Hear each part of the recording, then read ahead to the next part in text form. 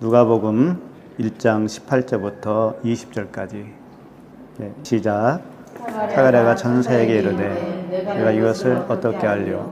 내가 늙고 아내도 나이가 많은 전사가 대답하여 이르되 나는 하나님 앞에 서 있는 가브리엘이라. 이 좋은 소식을 전하여 내게 말하라고 보내심을 받았노라.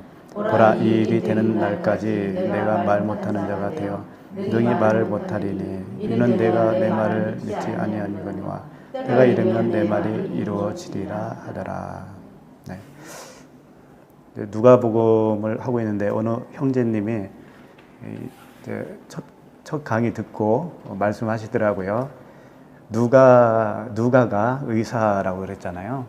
누가가 의사인데 자기가 말씀 듣는 중에 깨달은 것이 의사 누가가 영을 치료하는 의사구나, 영적 병을 치료하는 의사구나, 이런 속뜻이 있을 거라는 깨달음을 받았다라는 거예요. 그래서 그러냐고 듣고 보니까 그러네요. 저도. 그분이 누가가 실질적으로 의사가 아니라는 얘기는 아니고 실제적으로 의사라고 했다 할지라도 그런 사람을 통해서 영적 치료를 하는 의사일 것이다. 그걸 하나님이 표현하고 싶었을 것이다. 그런 깨달음을 얻었다라는 거죠. 그와 같이 우리가 말씀을 이렇게 서로 듣고 함께 나누다 보면은 저 혼자 깨달은 것만 있는 게 아니고 듣는 사람은 또 다른 깨달음이 계속 있어지는 거죠. 그래서 이렇게 만나서 코이노니아를 하는 것이 유익하다고 생각해요. 유튜브로 듣는 것도 좋지만 만나서 실질적으로 이야기를 나누고 그러다 보면은 미처 내가 알지 못했던 부분도 다른 분들을 통해서 알게 되고 서로 유익이 되는 것 같아요.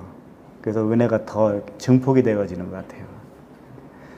그래서 될 수 있으면 이렇게 나와서 함께 하는 게 좋습니다. 그러니까 오늘 말씀을 보시면요, 18절에 보시면 사가랴가 천사에게 이르되 내가 이것을 어떻게 알리오 그랬습니다. 내가 이것을 어떻게 알리오? 이것이 뭐예요? 그 전에 이제 천사가 사가랴에게 와서 아들을 낳게 해주겠다라고 하는 그 이야기였죠. 거기에 대해서 내가 어떻게 알리오? 질문을 한 거 아닙니까? 그 질문 어떻게 알리오가 카타티라고 되어 있어요. 원어를 보면 카타티. 무슨 말씀이냐면 어떻게 알지요? 단순하게 그렇게 여쭌 게 아니고 무엇에 의하여 내가 알 수 있죠? 이런 질문이에요. 그러니까 어떤 증거가 있습니까? 이런 말씀이라고요. 더 쉽게 말하면은 내가 알 수 있게 증거를 내세요. 그런 얘기예요. 나이가 많이 먹어서 아들을 낳을 수 없을 텐데 어떻게 낳을 수 있습니까? 증거를 주세요. 이런 뜻이에요. 근데 이 질문은요, 항상 기본이에요. 질문이 없으면 안 돼요. 질문이 없으면. 예수님도 질문을 통해서 진리를 다 흘려줬거든요. 니고데모가 어떻게 하면은 거듭날 수 있냐, 그런 질문도 했을 때 주님은 제자들이 질문했을 때 하나도 빼놓지 않고 대답을 해주셨어요. 너 왜 귀찮게 질문하니? 이런 말 한 번도 안 하셨어요. 그러니까 그 질문은 물론 선배나 사람에게 할 수도 있지만 내 안에서 주님 앞에 여쭙는 거예요. 그러면 사람을 통해서 알려주기도 하고요. 또 생각을 통해서 알려주기도 해요. 반드시 알려주셔요. 그러니까 질문을 안 하면 안 되는 거예요. 발전이 없어요. 질문은 가장 기본적이라는 거죠. 그래서 무엇에 대한 질문이었을까? 자기가 나이가 많아요. 나이가 많은 그 사가랴에게 아들을 낳게 하고 엘리야의 그 사역을 맡기겠다고 하는 약속을 믿지 못한 거죠. 믿지 못했어요. 그러니까 믿지 못하기 때문에 질문이 나오는 거예요. 믿으면 질문이 나갈 필요 없잖아요. 그래서 우리가 질문한다고 하는 것은요, 믿지 못한다는 의미도 돼요. 그런데 질문이 없는 사람은요, 믿지 않는다라고 말하기도 못해요. 그 사람에게는.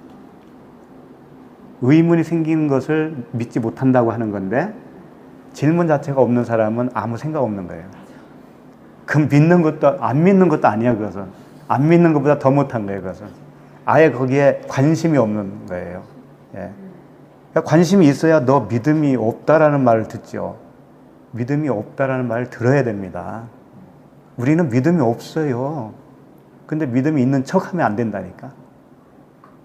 예. 그러니까 천사는 그걸 보고 싶은 거예요. 사가랴의 그 태도를 보고 싶은 거예요. 그래야 그 다음 진전이 나가죠. 질문이 있어야 그 다음에 알려주는 게 있죠. 그래서 우리는 아는 척 하면 안 돼요. 너무 그 질문을 안 하면 안 된다고.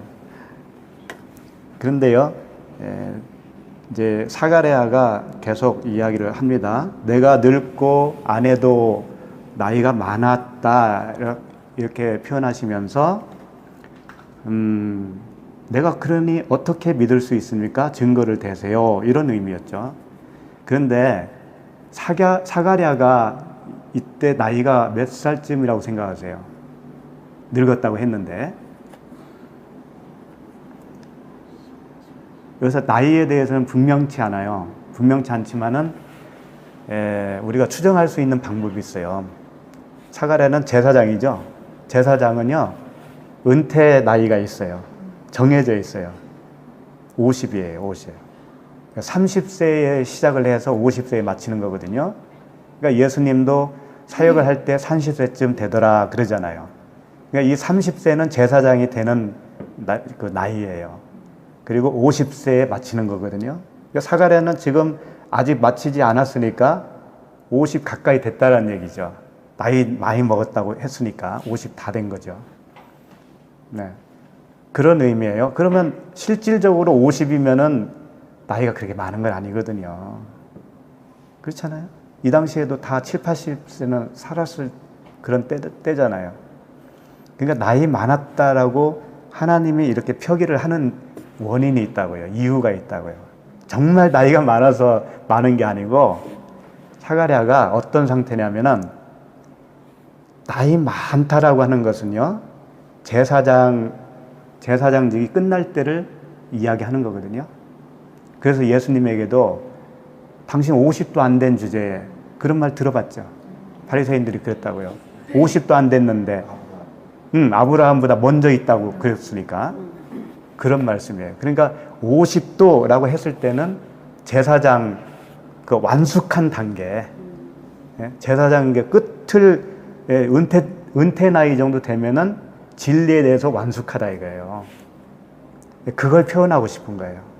그러니까 이렇게 오래 되어야, 제사장직을 거의 끝날 때쯤 되어야 아들 낳을 수 있는 거예요. 그 의미는 뭐냐면, 이 사가랴는 제사장인데요, 무슨 제사장이냐면 제도적인 제사장이에요. 제도적인 제사장.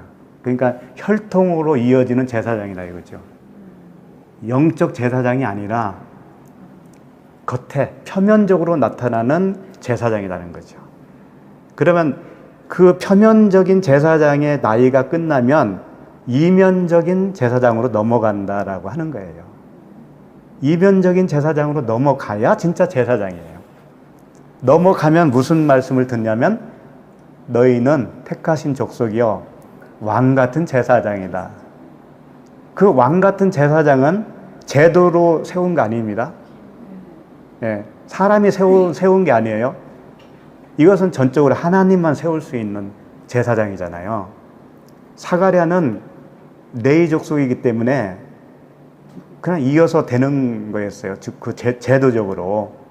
그러니까 이것은 제도적으로 영적과 관계없이 되는 거예요. 혈족이기 때문에. 그게 표면적인 유대인이에요. 그러니까 오늘 말씀은 어떤 말씀이냐면 표면적인 제사장이 이면적인 제사장으로 가는 그 여정을 설명하고 있는 그런 부분이에요. 그러니까 앞으로 이어지는 말씀마다 그걸 설명을 하고 있는 거예요. 어떻게 이면적인 제사장으로 가는가를 보여주고 있는 그런 말씀이에요. 그래서 이제 다시 한번 보세요. 18절. 내가 늙고 아내도 나이가 많으니이다. 늙었다는 의미를 말씀드렸어요.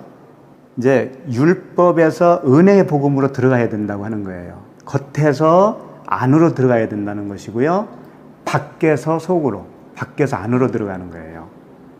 그게 하나님이 우리에게 최종적인 그 창조의 완성이에요. 근데 그걸 우리가 모르고 그냥 가잖아요. 그러면 겉에서 머무를 수가 있습니다. 겉에서. 가난에 못 들어가고 머물 수가 있어요.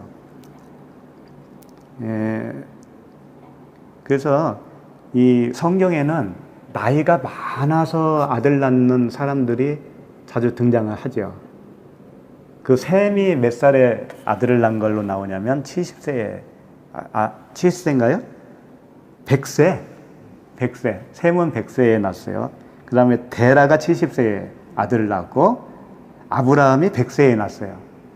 그러니까 100세, 70세, 100세 이건 숫자의 어떤 의미를 담고 있는 거잖아요. 이미 설명해 드렸어요. 주일날. 그래서 이게 단지 사람이 아이를 낳을 수 없는 나이까지 끌고 갔다가 아들을 기적적으로 낳는 하나님의 능력을 보여주고 싶어서 그런 게 아니라 이렇게 육적으로 나이가 차야 영적인 아들을 낳을 수 있다. 그런 의미예요. 그래서 히브리서 5장 12절에 보면 한번 볼까요? 뭐 안 봐도 되는데 찾지 마시고요. 어르신은 가만히 계셔요. 제가 읽어드릴게. 히브리서 5장 12절. 때가 오래되었으므로 이 말씀도요. 때가 오래되었다는 것을 이제 이런 의미로 받아들이면 좋아요. 이제 육적인 시대가 끝나가는 거예요. 영적으로 넘어가는 거예요. 이제 진짜로. 때가 오래되었으므로 너희가 마땅히 선생이 되었을 터인데 너희가 다시 하나님의 말씀의 초보에 대하여 이 초보는 뭐냐면 율법 아래에 있는 시대를 얘기하는 거예요. 표면적 유대인, 표면적 제사장. 그 초보에 의하여 누구에게서 가르침을 받아야 할 처지이니 단단한 음식은 못 먹고 젖이나 먹어야 할 자가 되었도다. 단단한 음식은 뭐냐면 영적 음식이에요. 이 어린아이가 먹을 젖은 율법이에요, 그게. 사람은 거꾸로 생각해. 율법이 더 단단한 음식인 줄 알아. 절대 안 그래요. 그러니까 말씀의 초보는 율법 아래에 있을 때에 그 초등학문이라고 하잖아요. 초등학문. 그래서 몽학 선생한테 배운다고 그러잖아요. 그 시대를 얘기하는 거예요. 그 시대, 배우는 시대. 그래서 말씀의 초보에서 장성한 자로 넘어가야 장성한 자는 연단을 받아서 죽은 자기를 발견하고요. 은혜의 복음으로 살아가는 그런 자를 얘기하는 거예요. 그러니까 연단이 있어요. 장성한 자로 넘어가려면 우리에게 연단이 있는 거예요. 그 연단을 꼭 육적 연단으로만 생각할 필요는 없어요. 내 마음의 연단도 정말 그거 힘든 거거든요.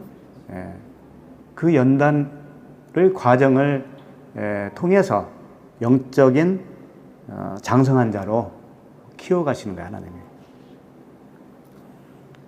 13절 보시면, 히브리서 5장 13절 보시면, 이는 젖을 먹는 자마다 어린아이니 의의 말씀을 경험하지 못한 자요. 이 의의 말씀이 뭐냐면 율법 안에 있는 은혜의 복음을 말하는 거예요. 은혜의 복음을 발견하지 못한 거예요. 깨닫지 못한 거예요. 그래서 눈이 멀어 있는 거죠. 겉의 것만 보는 거죠. 그래서 단단한 음식은 14절 단단한 음식은 장성한 자의 것이니 그러죠? 단단한 음식은 뭐라고 그랬어요? 영의 예? 복음, 진리 복음. 장성한 자의 것이니 그들은 지각을 사용함으로 연단을 받아 선악을 분별하는 자들이니라. 그래서 이 선악 분별은 드디어 율법적인 선악 구분이 아니고 진리적인 선악 구분으로 바꿔지는 거예요. 야, 이것은 아직 비진리구나. 이것이 진리구나. 그렇게 선악 분리가 일어나는 거죠. 그렇게 분별력이 생기는 거예요. 그 전에는 뭘 가지고 분별을 하냐면은 율법의 잣대로, 도덕적인 윤리적인 잣대로 선악을 구분하고 있지요. 그게 초보예요. 그게 초보라고요. 그래서 이제 그렇게 되면은 율법 초등학문에서 몽화 선생한테 배우게 되면 결국은 어떻게 결론이 나냐면, 아, 나에게는 생명이 없었구나. 내가 했던 모든 것들이 나의 열심이었구나. 나의 의였구나. 이걸 발견하잖아요. 그게 발견하는 순간 새 생명이 되는 거예요. 발견하고 하는 말은요, 달라요. 발견하지 못했을 때 하는 얘기와 말이 달라진다니까요. 그래서 나오는 그 새 말이 새 방언이고, 그게 아들남이에요, 그게. 네. 그때까지 가는 거고요. 아들 낳기 시작하면 정말 아들 낳을 때까지가 또 가는 거예요. 정말 아들 낳는 건 뭐라고 그랬어요? 정말 전도해서 누군가가 그 복음을 듣고 그렇게 세워지는 걸 말하는 거라겠죠. 예. 그 이전에는 말부터 달라져요. 예. 그렇게 되는 거죠. 그래서 이제 제사장은요, 50세에 은퇴를 해요. 그것을 제 말만 듣지 마시고 성경에 기록이 되어 있는가 보셔야 돼요. 민수기 4장 3절에 분명히 그 명시가 되어 있어요. 민수기 4장 3절에. 민수기 4장 3절, 곧 30세 이상으로 50세까지 회막의 일을 하기 위하여 그 역사에 참가할 만한 모든 자를 계수하라. 이렇게 명시가 되어 있어요. 30세 시작해서 50세에 마치는 겁니다. 그래서 50은 되어야 깨달았다 이거예요. 그래서 오래됐다, 나이가 많았다 이렇게 표현하는 겁니다.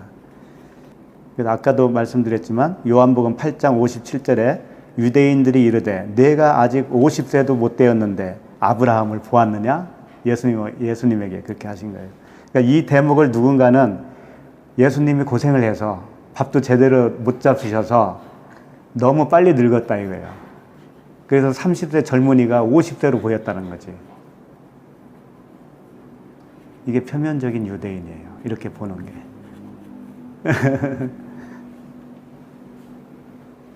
제사장은 뭘까요?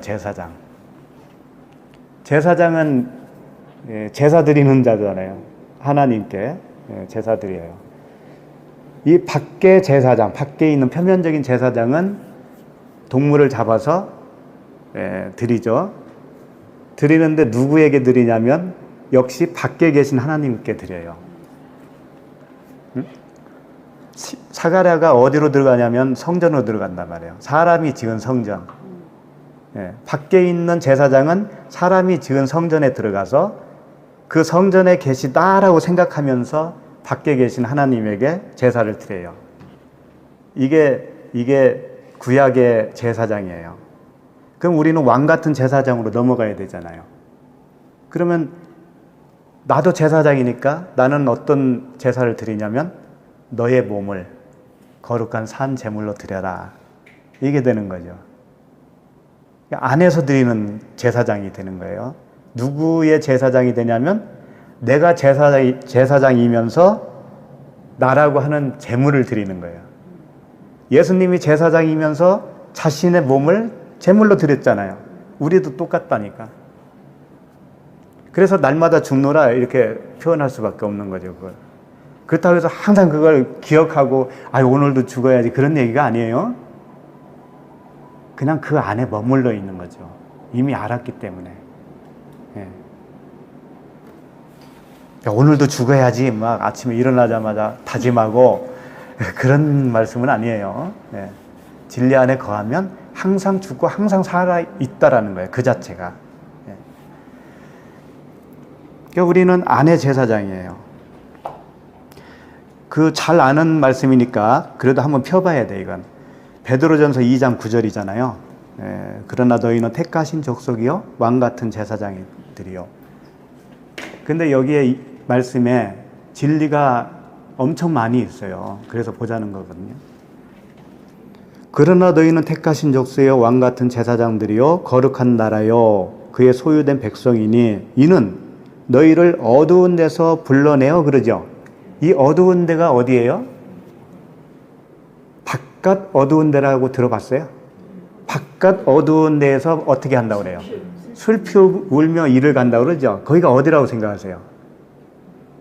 사가랴가 거기에 있는 거예요, 지금. 예? 사가랴가 표면적으로 제사장이 되어서 그 하나님을 섬기고 있는 거예요. 밖에 계신 하나님을. 이게 밖이에요, 이게. 이게 밖에 있는 자들이고 이게 어두운 곳이라는 거예요, 이게. 그러니까 굉장히 뭐 다른 곳이라고 생각하죠. 결코 지옥이라는 데가 다른 곳이 아니에요. 밖에. 그 안은 뭐예요? 그리스도 안이잖아요. 그리스도 안. 하나님 입장에서는 내가 문 밖에서 두드리니 그러잖아요. 예. 하나님 입장에서는 내가 밖이지만 내 입장에서는 하나님이 밖이야. 하나가 되기 이전에는 서로 밖이야. 그러니까 그 자체가 지옥이고 어두운 바깥이란 말이에요, 거기가. 근데 그 어두운 데서 불러내었다라는 거죠, 우리를. 그러니까 어디서 불러냈냐면 율법 아래에서 불러낸 거예요.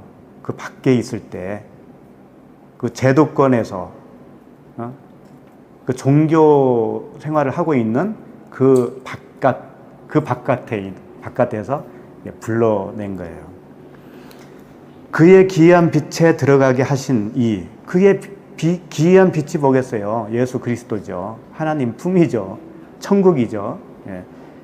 거기로 들어가게 하신 이의 아름다운 덕을 선전하게 하려 하심이라. 그래서 바깥 어두운 것이 멀리 있는 게 아니고요. 우리하고 관계없는 데가 아니고 바로 그 이전에 내가 살고 있었던 곳이 바깥이었었어요. 네. 그런데 바깥에서 살고 있는 사람들이 너무나 많아요. 그래서 안타까운 거지.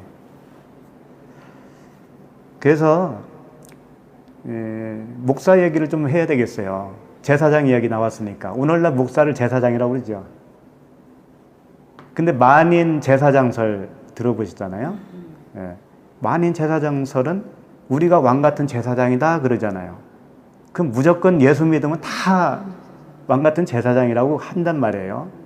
그런데 목사, 전도사, 뭐 강도사 이런 제도가 있잖아요. 거기 그 목사라고 하는 타이틀에 매여 있잖아요. 그럼 밖에 있는 사람입니다. 사가랴하고 똑같은 존재라고요. 그걸 권위로 삼으면은요, 더 악한 자가 되는 거예요. 그리고 그런 눈을 가지고 있는 사람들은 항상 계급으로 생각을 해요. 그래서 목사는 높고 그 밑에 강도사는 좀 낮고 전도사는 좀 더 끝발이 없고 동생 같고 뭐 장로, 권사, 집사, 성도는 어떻게 생각하겠어요? 그런 사람들이. 성도는 다 제사장, 왕 같은 제사장이라고 해놓고 성도는 머릿수로만 계산을 하네요. 머릿수로. 그러니까 그런 그 어떤 세상에서 얻은 타이틀을 가지고 사람을 판단하고 권위를 내세우고 한다고 하는 것은 너무나 유치하다고요. 그런 시각으로 바라보는 사람은요, 명품 목사, 명품 교회, 큰 교회 목사. 거기 가 있으면 자기도 신분이 높아질 거라고 생각하는 거예요. 나 어디 다니는데? 당신 어느 교회 다녀? 나? 말하기도 좀 부끄러워. 열 몇 명 모이거든. 예. 그것도 똑같이 나쁜 거예요. 그렇게 생각하면은 그걸 이렇게 탈피한다는 게 쉽지 않아요, 진짜. 쉽지 않아요. 저는 이제 전도사로 계속 머물고 있는 이유 중에 하나가 그런 시각으로 보는 사람은 못 들어와요. 예? 그래서 그걸 미연에 방지하고 싶은 거예요, 저는. 계속 유지하고 싶은 거예요, 그래서. 아, 그래? 끝발이 좀 낮은 사람이야? 그러면서, 거기 가면 나 창피하다. 목사가 있는 교회를 가야 정상이지. 이런 생각을 하고 있다면 그분들은 안 오실 거 아니에요. 그러니까 편하지.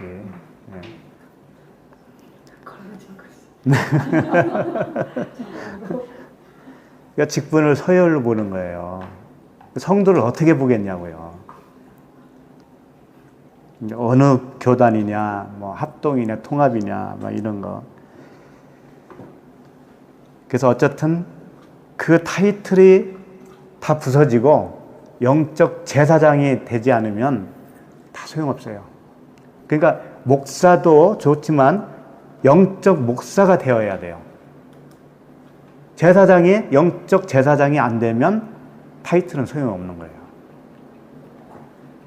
그러니까 성경은 목사라는 말도 없습니다, 사실은. 목자예요, 목자. 목자하고 목사하고 다른 게 뭔지 알아요? 목사는 만들어낸 겁니다. 나는 선한 목자니 할 때 그 목자는 포이메이라고 하는 단어예요. 나는 선한 목자.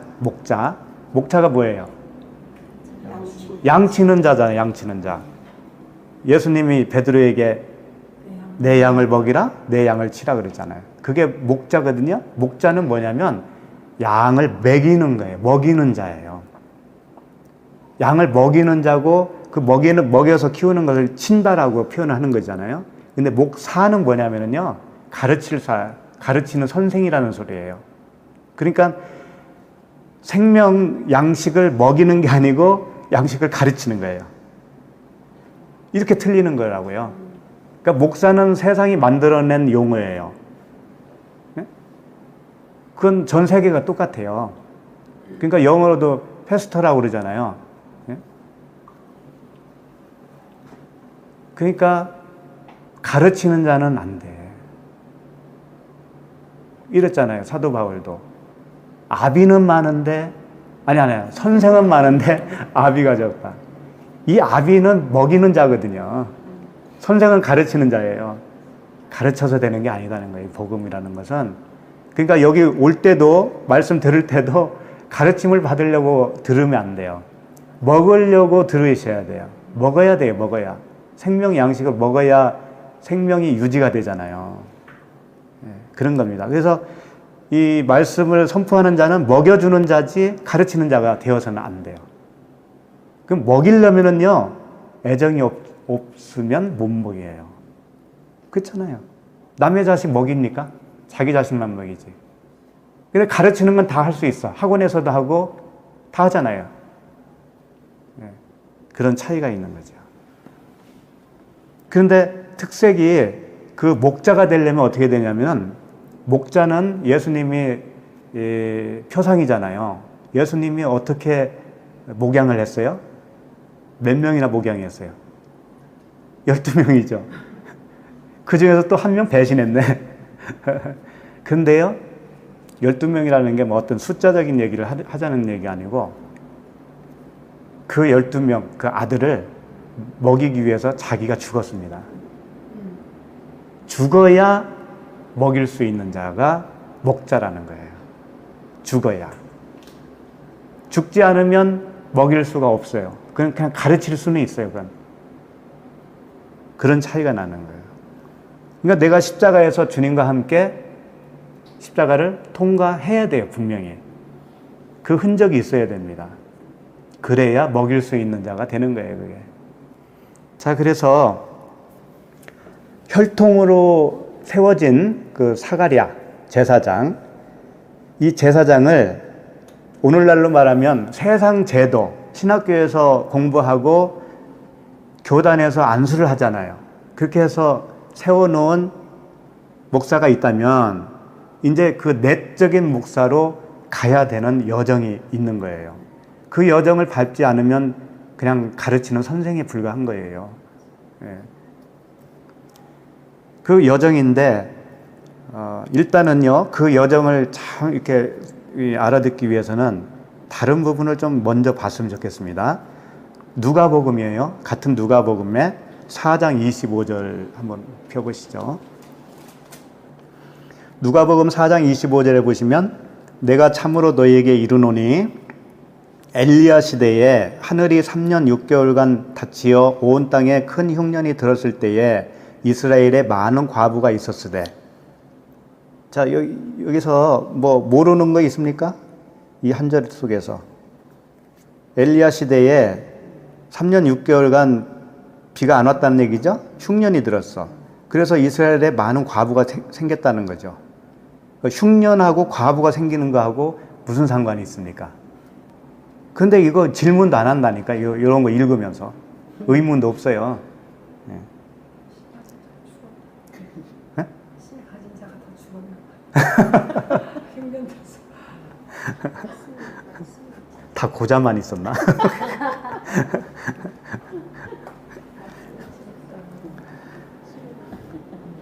엘리야 시대의 하늘이 3년 6개월간 닫혔다는 거죠. 3년 6개월은요 3.5죠. 3년 반이죠. 3년 반. 지난주에 제가 말씀드렸죠. 3년 반. 그걸 얘기하는 거예요. 전 3년 반. 그러면 이게 뭐냐면 큰 흉년이 들었다, 비가 그쳤다라는 거죠. 비가 그쳤다는 얘기는 뭐냐면 그거보다도 먼저 과부를 먼저 보는 게 좋아요. 과부는 남편이 없는 게 과부죠. 근데 여기서 표현하고자 하는 과부는 남편이 죽었는데 그 남편은 말씀이거든. 율법의 말씀이에요. 그러면 율법의 말씀이 그쳤다라는 얘기잖아요. 비가 그쳤으니까, 흉년이니까. 그러니까 율법의 말씀이 그치면 율법의 남편이 죽은 거야. 그러면 이제 과부가 되는 거예요. 과부가 되어야 이제 새 남편을 맞이할 수 있잖아요. 그러니까 흉년이 들어야 되는 거지, 여기서는. 말씀의 흉년. 겉은 말, 그 표면적인 율법의 말씀이 그 사람에게는 그치는 거예요. 그러면 이 사람은 과부가 되는 거예요. 과부가 많았다라고, 많은 과부가 있었다고 그러잖아요. 흉년하고 무슨, 많은 과부하고 무슨 상관이 있겠어. 그러니까는 3년 6개월은요, 과부가 되는 기간을 얘기하는 거예요. 네? 율법의 말씀이 그치는 기간이에요. 그러면 이 사람은 복음을 온전히 받아들일 준비가 되었고, 비로소 새 남편을, 그리스도를 맞이해서 아들을 낳을 수 있는 그런 상태가 되어 있는 거예요. 그게 3.5개월, 3.5년이에요. 3년 반. 후 3년 반은 뭐냐면 주님과 하나가 되어서 결혼해서 3년 반. 그때는 아들 낳는 기간이에요. 신랑과 결혼을 해서, 새 신랑과 결혼을 해서 아들 낳는 기간. 그러면서 26절에 계속 이어서 말씀하십니다. 누가복음 4장 26절. 엘리야가 그중 한 사람에게도 보내심을 받지 않고, 많은 과부들이 있었는데 그 중에 한 사람에게도 보내심을 받지 않고 오직 시돈 땅에 있는 사렙다의 한 과부에게 뿐이었으며. 자, 사렙다는요 사르밧 과부예요. 사르밧. 사렙다, 사르밧. 그 지역 이름이에요. 근데 그 뜻이 뭐냐면 재련한다, 그런 뜻이에요. 재련소 아세요? 네. 거기다가 막 쇠를 갖다 놓고 재련을 하면은 다 빠지잖아요. 불순물이 빠지고 순수하게 쇠만 남잖아요. 그와 같이 사르밧 과부는 재련을 당한 것이에요. 네.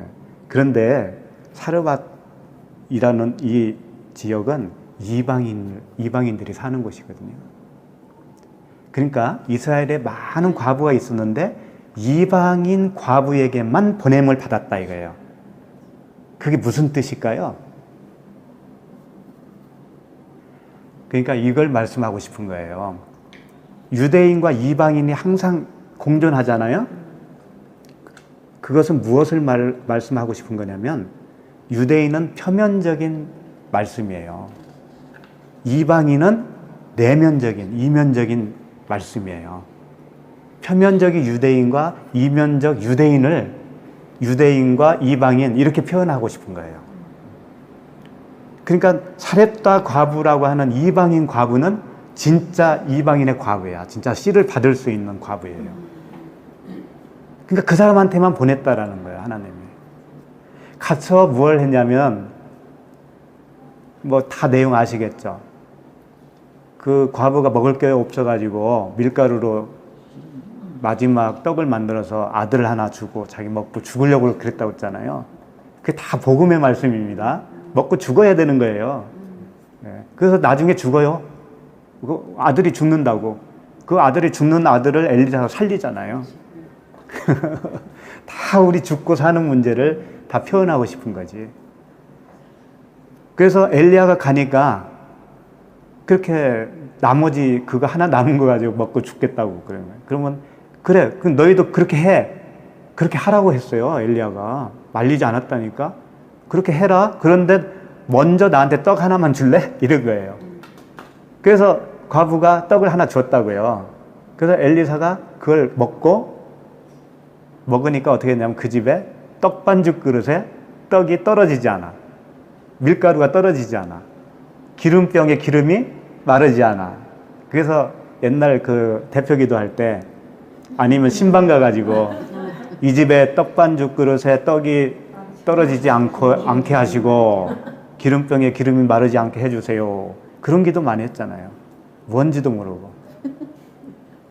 그러니까 먹을 것 떨어지지 않고 잘 먹고 잘 살게 해달라 그런 얘기였죠. 그 당시에는. 그러니까 이 과부는 항상 그런 면으로 하나님은 표현하고 싶은 거예요. 네. 그 다음에 누가복음 4장 27절이에요. 그 다음 절은 뭐냐면 또 선지자 엘리사 때에 이스라엘에 많은 나병 환자가 또 있었으되 이스라엘에 많은 나병 환자가 있었다는 거예요. 그 중에 한 사람도 깨끗함을 얻지 못하고 오직 수리아 사람 나만 뿐이었느니라. 수리아 사람이 또 이방인이네. 이스라엘에 많은 문둥병자가 있어요. 문둥병자는 살이 떨어져 나가도 감각이 없는 거죠. 그렇죠? 그러니까 영적으로 그냥 병든 자예요, 다. 그런데 이방인 수리아 사람 나아만 한테만 보냄을 받았대요. 이사야가. 그래가지고 가서 고침을 받은 거예요. 고쳐졌어요. 이게 뭐겠어요, 다. 이방인이 되어야 구원받는다가 되겠죠. 이방인이 되어야. 그러면 이방인이 되었다라는 건 뭐냐면요. 그 당시 이방인은 하나님이 계시지 않은 거예요. 하나님이 그들과는 함께 하지 않는 거예요. 그 당시 이방인은. 그러니까 나에게 적용시키면 뭐냐면 나는 구원받을 사람이 못 됐네. 구원받을 수 있는 조건이 하나도 없네. 유대인이 되어야 구원받잖아요. 근데 우리는 이방인이니까 구원받을 여건이 나에게 하나도 없는 거잖아요. 그걸 인정하는 거예요, 우리가. 당연히 나를 구원해 주겠지가 아닌 거예요. 나는 버림받은 거네, 원래. 죄와 허물로 죽었던 존재였네. 그것을 내가 하나님 앞에 정직하게 인정을 하지 않으면요, 이방인이 안 돼요. 그걸 인정을 해야 엘리사를 보내고 엘리야를 보내주시는 거예요. 그래서 그 그리스도 하나님의 그 족보에 이방인 여인들이 신심찮게 끼는 거 봤죠. 다 그걸 표현해주고 싶은 거예요. 그 룻이라고 하는 여인, 이방 여인, 또 밧세바라든가, 또 누구 있어요? 기생 나합이라든가, 또 세리, 뭐 죄인들, 예수님이 오셔가지고 세리, 죄인들, 장녀, 그분들하고 같이 먹고 마시고 그랬잖아요. 그러니까 다 이방인들한테 가잖아요. 실질적으로 이방인을 좋아한다는 얘기가 아니라 내가 이방인이구나 라고 여기면 그때 주님이 찾아오신다는 얘기죠. 예. 그래서 일단 우리는 이방인이 되어야 된다. 내가 구원의 약속과 소망이 없었던 존재였구나. 이렇게 우리는 고백하는 사람들이잖아요. 그렇죠? 예. 이렇게 고백하는 것이 십자가의 죽음입니다. 그게 십자가를 통과하는 거예요. 그게. 그럼 날마다 죽은 것이 되는 거예요. 그러면 날마다 산 거예요. 그 고백 때문에 산 거예요.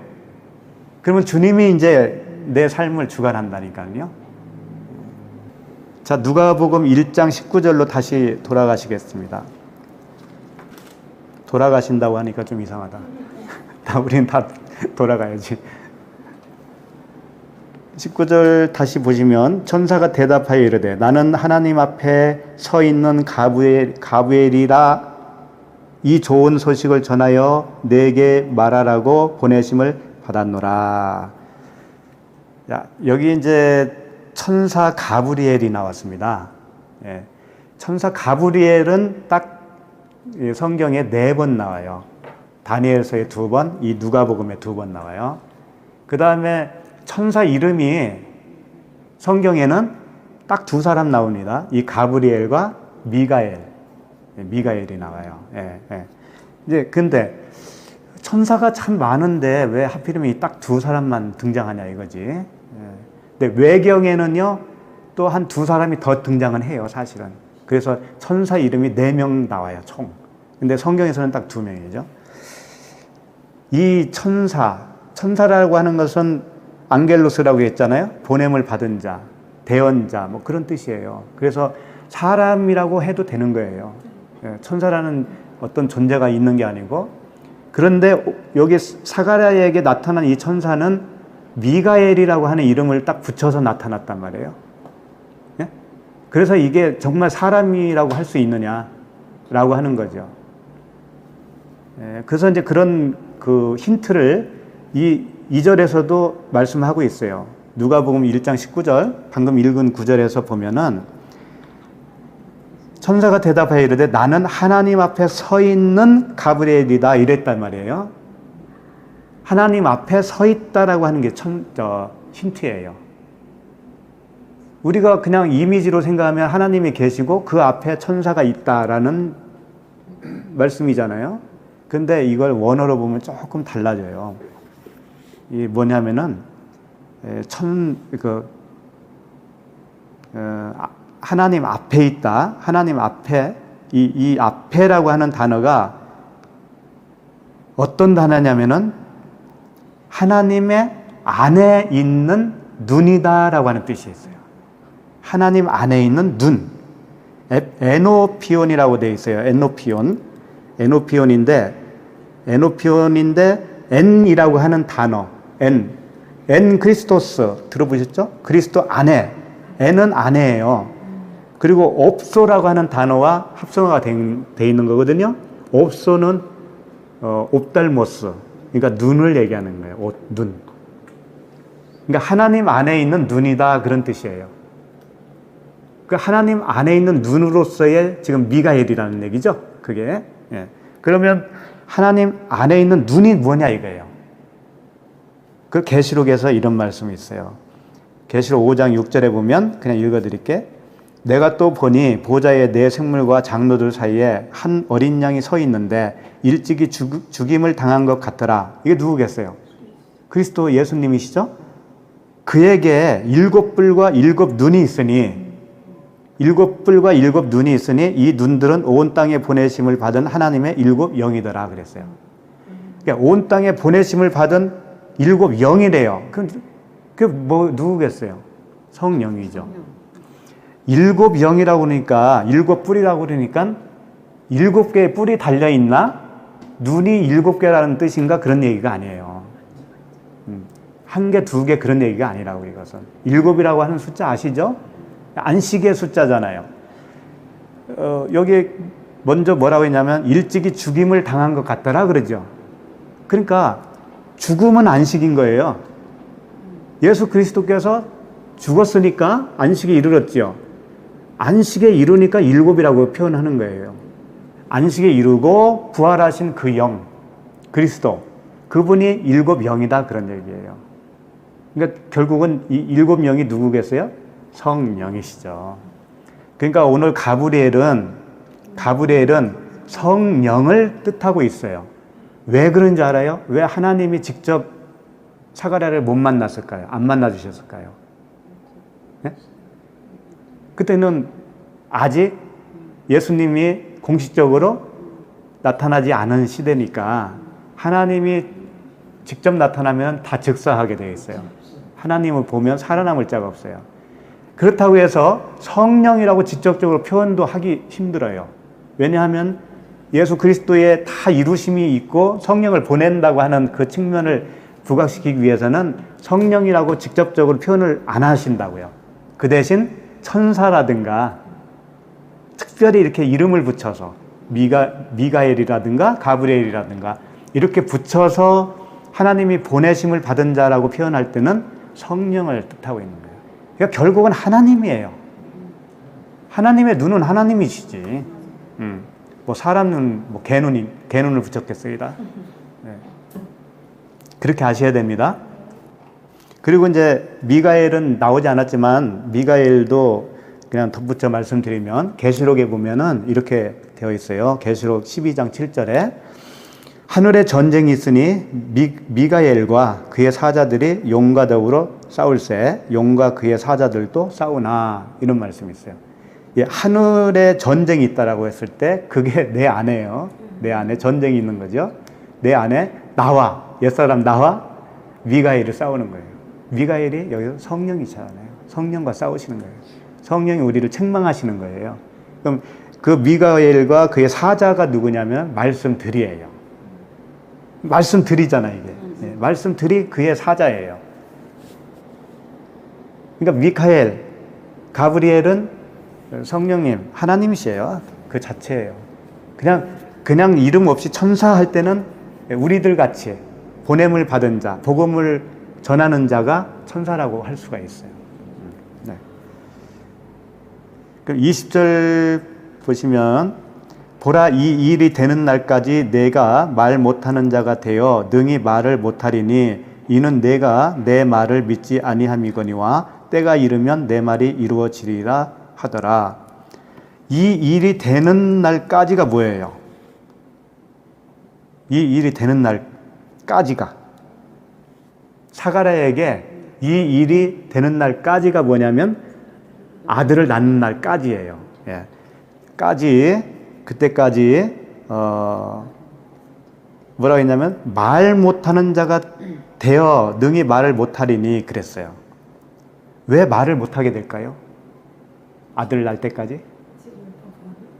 율법은 죽고 아직 안 오고 사이. 그렇죠. 예. 그러니까 바벨탑으로 설명하면 혼돈한 상태예요. 혼란 상태. 그러니까 우리들에게 적용한다면은요 이런 거예요. 정말 이게 벙어리가 됐다는 얘기가 아니고 네가 하는 말은 말이 아니야 이런 얘기예요. 아들 낳기까지 네가 하는 모든 말은 다 쓰레기야 이런 얘기라고. 그러니까 뭐 새라든가 동물들이 소리를 내잖아요. 그거 소리 내죠. 근데 그들이 우리가 말이라고 안 하잖아요. 그와 같이 걔네들은 그냥 의사소통의 소리잖아요. 사람도 마찬가지라는 거지. 아들 낳는 그 언어가 아니면 진리가 아니면 그냥 언어 소통 너희들끼리의 그 언어 소통에 불과한 소리에 불과하다. 그걸 울리는 꽹과리 거기에 불과하다 이거예요. 그래서 바울이 교회에서는 어떻게 하라고 그랬어요? 잠잠하라고 그러잖아요. 예. 그래서 여자는 잠잠하라고 했을 때 그 여자는 아직 결혼을 못한 상태의 여자예요. 그러니까 부모가 될 수가 없잖아요. 아들을 낳을 수가 없잖아요. 예. 그게 10달 기간이에요. 아들을 낳는데 10달이 걸리잖아요. 예? 10달. 그 10달 기간 동안에 사가랴가 말을 못하고 벙어리가 되어 있는 거예요. 예. 그럼 언제 그 말이 풀리게 될까요? 예. 10달이 차면 그 요한이라고 하는 아들을 낳게 되면 이제 그때 비로소 언어가 풀리죠. 63절에 있습니다. 1장 63절에 그 말씀이 있어요. 63절에 그가 서판을 달라 하여 그 이름을 요한이라 쓰매 다 놀랍게 여기더라. 이에 그 입이 곧 열리고 혀가 풀리며 말을 하여 하나님을 찬송하니 그랬죠. 아들을 낳고 이름을 져줄 때 딱 풀린 거예요. 근데 원래 이름을 요한이라고 질 수가 없어요. 혈통적으로는 사가랴라고 져야 되는 거예요. 그 방식이 있어. 그 혈통에. 그런데 요한이라고 미리 천사가 얘기해 줬거든요. 그런데 그 아내 엘리사벳도 요한이라고 써야 된다 알고 있어요. 같이 된 거예요. 10달 동안 같이 복음을 말하게 된 거예요. 똑같은 입이 된 거죠. 그러니까 10달이라고 하는 기간이 아이 낳는 기간이라고 준 것을 진리예요. 이게 이제 그 진리를 설명하기 위해서 하나님이 사람을 그렇게 만드셨죠. 기가 막히잖아요. 그러니까 10이라고 하는 거. 나중에 보면은 이제 다음 주에 나오겠지만은 이 사가랴가 요한을 이렇게 잉태하고 나서 5달 동안 어디 가요? 숨어요, 숨어. 5달 동안. 근데 5달 동안 숨을 이유가 없어요. 여기 이 내용으로 보면은. 그렇잖아요. 누가 쫓아온다고 했어요. 뭐, 임신하면은 죽이라고 했나요? 그런 이야기도 없어요. 근데 숨었다고 표현하고 있다고, 5달 동안. 그게 다 진리를 설명하는 말씀들이에요, 그게. 모세오경 5개 깨달으면 어떻게 된다고요? 그게 열이라고 하는 완전한 말씀, 10달. 5을 알면 열이 되는 거예요. 그러니까 10달 동안 숨어 있다라고 하는 것은 광야에서 배우는 거예요, 그때. 말씀을 쫙 배우는 거예요. 배워서 완전히 깨닫고 나서 10달 차니까 아이가 쑥 나오잖아요. 그런 거예요. 다. 이제 다 끝났어요, 오늘 말씀은. 네. 원래 더 하려고 그랬는데, 뭐, 시간이 너무 많이 오래 갈 것 같아서 안 되겠어요. 하여튼 그 요한이라고 하는 그 내적 아들이거든요, 그게. 예수님이 그러시잖아요. 십자가에서 그 자기 육체의 어머니에게 마리아여, 여자여 그랬잖아요, 여자여. 요한을 보면서 아들이니다 그랬어요. 그러니까 요한은 항상 은혜의 아들이라는 뜻이에요, 은혜. 은혜로 낳은 아들이 요한이에요. 사가랴가 은혜로 낳은 아들이잖아요. 자기의 능력 바뀌잖아요, 그때가. 나이 먹었으니까. 항상 은혜로 주어졌다고 하는 사실을 아는 자가 진짜 아들인 거예요. 그러니까 우리도 다 그런 아들이 되는 거죠. 나에게는 그 아들이 될 수 있는 어떤 자격이나 근거가 전혀 없었구나. 이방인이었구나. 유대인이라도 돼야, 혈통적으로도 유대인 돼야 하나님 아들이라고 할 수 있는데 우리는 선민도 안 되는 이방인이었구나. 절대적으로 완전히 이게 하나님과는 담쌓고 지냈던 이방인들이었구나. 그런 존재였구나. 라고 하는 것을 우리가 알았다면 무엇만 구할 수 있어요?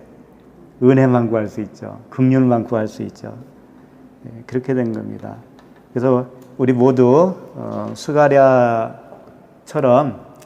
10달이 속히 지나고 아들을 낳는 그 은혜의 아들을 낳는 우리 모두가 되기를 바랍니다. 기도하겠습니다. 하나님 아버지, 오늘 말씀은 그 표면적 제사장이었던 사가랴에게 오셔서 진정한 이면적인 제사장이 되도록 길을 보여주신 그 말씀의 은혜를 받았습니다. 우리 모두에게도 그와 같이 영의 직분인 왕같은 제사장으로 삼아주신 그 아버지께 감사를 드립니다. 밖에 계신 하나님을 섬겼던 바깥 어두운 데서 우리를 불러내어 주시고 그리스도의 그 빛 안으로 들어가게 하신 하나님 아버지께 찬양과 감사를 드립니다. 예수 그리스도의 이름으로 기도드립니다. 아멘.